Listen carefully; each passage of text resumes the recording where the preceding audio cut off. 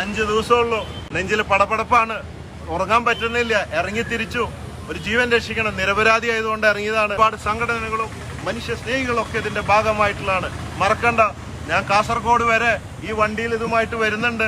അപ്പൊ ഒന്ന് വരുമ്പോ ഒന്ന് ബ്രേക്ക് ചവിട്ടുക, കാണാതെ ഓവർടേക്ക് ചെയ്ത് പോവരുത്. കാണാത്ത പോലെ ഒന്ന് ചവിട്ടിയിട്ട് ഇതിലേക്ക് ഒന്ന് ഫോൺ കാണിച്ചിട്ട് പോവാ. ഞാൻ ഇതിന്റെ ഡിക്കിൽ തന്നെയാണ് യാത്ര. മഴയും വെയിലൊക്കെ കൊണ്ട് ഇതിന്റെ ബാക്കില് ഫുൾ ടൈം ഇതിന്റെ അടുത്തുണ്ട്. ഇന്നലെ മഴയുണ്ടായിരുന്നു, വെയിലുണ്ടായിരുന്നു, അതൊന്നും നമുക്ക് ബാധകമല്ല. ഞാൻ ആദ്യമായിട്ടാണ് എനിക്ക് വേണ്ടിയോ ആർക്കു വേണ്ടി ഇന്ന് 1 രൂപ പോലും സംഭാവന വാങ്ങിയിട്ടില്ല. കാരണം ചീത്തപ്പേര് വരും എന്ന് അറിയാം. പക്ഷേ ഇതൊരു നിരപരാധി ആയതുകൊണ്ട് ഞാൻ കുവൈറ്റില് ഒരു ദിവസം പോലീസ് സ്റ്റേഷനിൽ ചെയ്യാത്ത കുറ്റത്തിന് ഇരുന്നതിന്റെ വിഷമം എനിക്കറിയാം.